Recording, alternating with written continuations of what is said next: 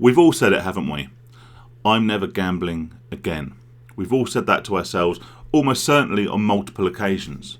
And most frequently, we gamble again. That's just unfortunately the nature of the addiction. And what I want to talk about today is actually when the time is right to actually stop gambling. Firstly, just want to quickly say hi. Hope you're keeping safe, hope you're keeping sane. I want to thank Jeff, the latest member of the channel. Thank you very much for that, mate. Very much appreciated. But I also want to thank everyone else who watches the videos, who subscribes, who likes and leaves comments. And on that last point, I do want to say that I've had a few negative comments recently, and I've reacted to a lot of them, either by replying to them or in whatever other way. And that's my fault. I shouldn't react to negative comments, particularly if they're negative criticism. Because if it's constructive negative criticism, then actually that would be a way in which I can improve myself, improve the channel, and hopefully reach more people. So I'm going to try in future to receive negative comments with much better grace, not react to them, not comment on them. Obviously, if you're an absolute idiot and you just comment on me and say I'm fat and ugly and old and you wish I was dead or whatever, then I'll probably just block you and remove your comment. But for those people who may have criticised the content, don't like it for whatever reason, and have left a message saying so, then yes, I shouldn't respond to that. I should actually use that to improve myself, improve my channel, and get through to more of you guys. So let's talk about the right time to quit gambling. I started this video by saying I'm never gambling again, and like I said, that's something we've probably said to ourselves many times before. A lot of the time, this is a reactive comment. It's something we're saying to ourselves because we have done something that has caused an issue in our lives. Often, and most frequently, that is a financial issue. Maybe we've done our bollocks, lost all our wages again, and now we're skint till payday.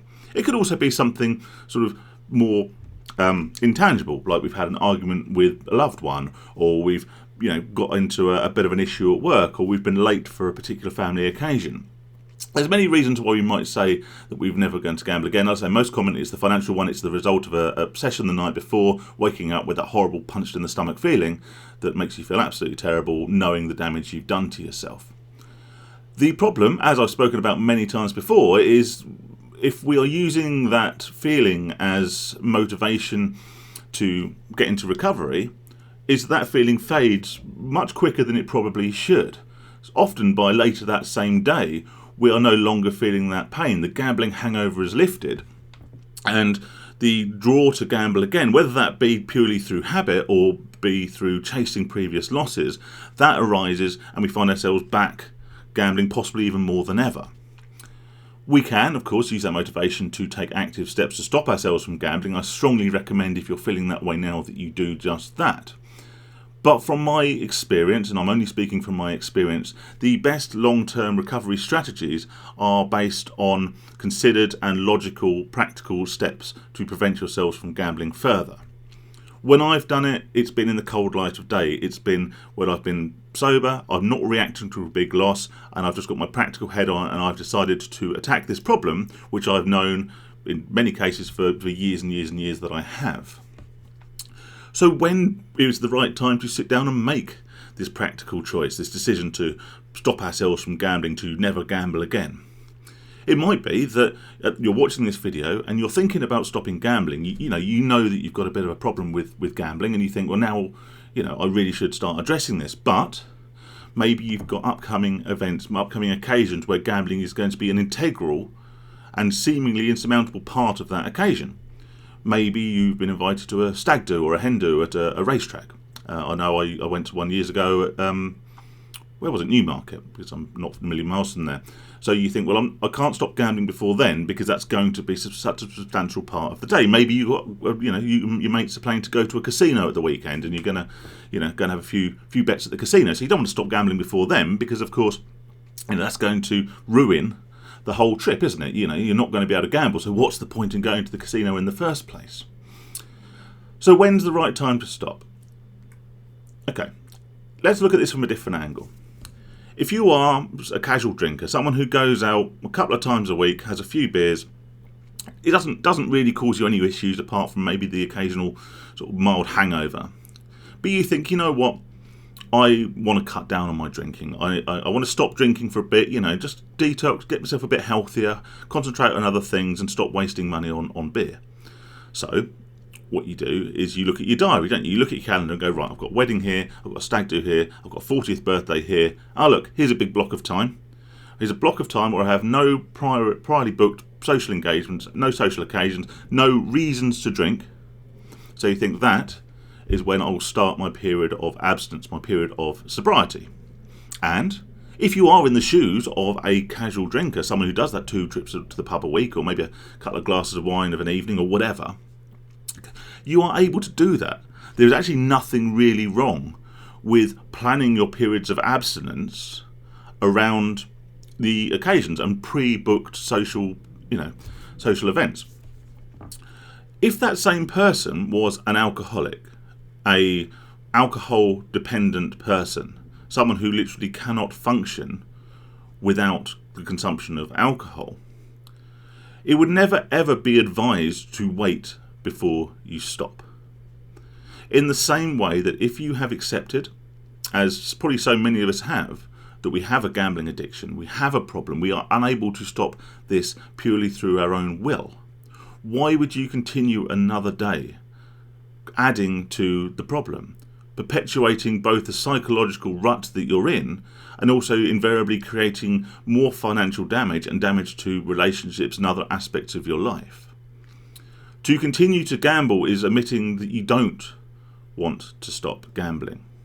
Now, the sad thing about this is it does mean that if you quit today, which I strongly recommend if you're in this position that you do, that you potentially then do have to forego certain situations where you may have otherwise had an enjoyable experience.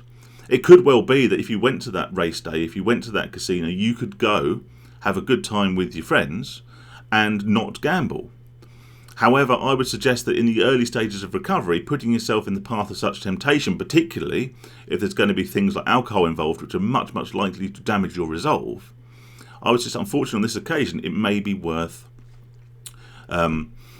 foregoing those social events just for the sake of getting into an active recovery.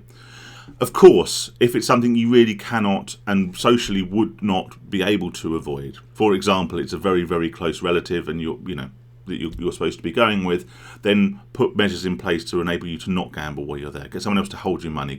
Talk to one of the people that's going to be there about your problem.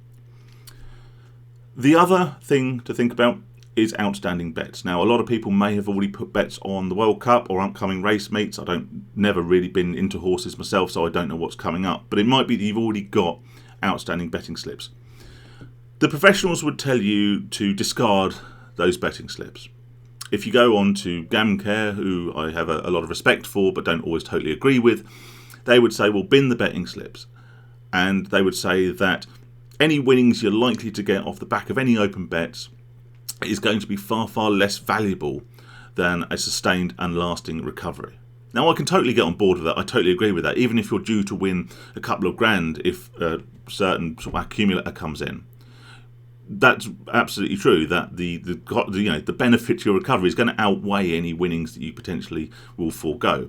However, it doesn't really sit particularly well with me, and the common sense part of me says, well, particularly if you've got gambling debts, it would be at this point remiss to not at least keep that bet open. And if you did happen to win, then you can use that toward repairing some of the damage you've done over the course of your gambling career. Of course, if you put a bet on England to win the World Cup, then I think you may as well just bin that betting slip now and save yourself the whole ordeal.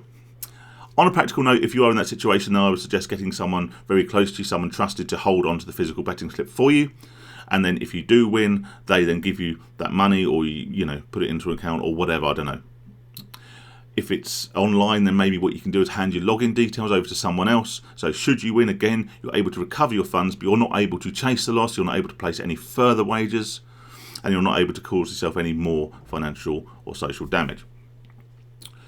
But in summary, in conclusion, if you have a betting problem, if you know you have a gambling addiction, then the only time that you are going to successfully stop gambling is now. If you make excuses, and they might be legitimate reasons, but they are still excuses, to continue gambling for any period of time beyond that point of acknowledgement, then you're not ready to stop. You have not made the active decision to stop, because there will always be another occasion. There will always be something else that comes up that will, make you want to gamble. There will be an occasion where gambling in your head is the norm. It's just accepted. And that will then restart and re-perpetuate the addiction, and you'll never, ever cement a lasting recovery. And I'm speaking not from a high horse, not from a preaching place, but from a person who's done just this. Of course, if you're a casual gambler and you want to take a couple of months off, few months off, whatever, then do it. And only you know if this is actually a real problem in your life. And it is causing real problems in your life. Do it today. Sit down in a clear frame of mind, not with a gambling hangover, and start to take practical steps to prevent yourself from future gambling, stop any further harm, and start to live a better life and to start recovering from the situation that you've put yourself in. Speaking as a man with many, many gambling scars. Stay safe, stay sane. Thanks again to you all for all your support, and I'll speak to you soon.